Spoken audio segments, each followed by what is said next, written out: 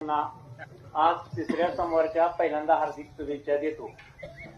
दर तासप्रमाणे आपण मोठ्या संख्येने ही प्रत्येक येणारं वर्ष कसं जाणार आहे हे ऐकण्यासाठी भगवंतावर पूर्ण विश्वास ठेवून आपण सर्व मोठ्या संख्येने तो उपस्थित राहिलात।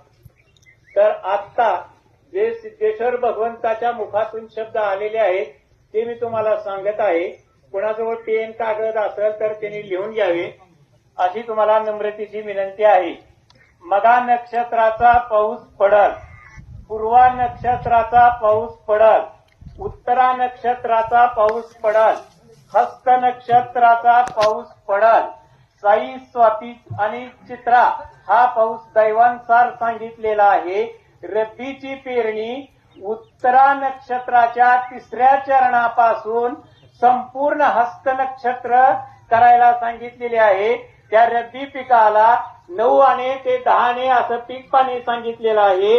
माणसाच्या मागे बंदा रुपया रोगराई, जनावराच्या मागे तुरळक रोगराई सांगितलेला आहे। अशी ही भगवंताच्या मुखातून आलेली शब्द आहेत। आपण शांत चित्ताने ऐकलेत याबद्दल धन्यवाद।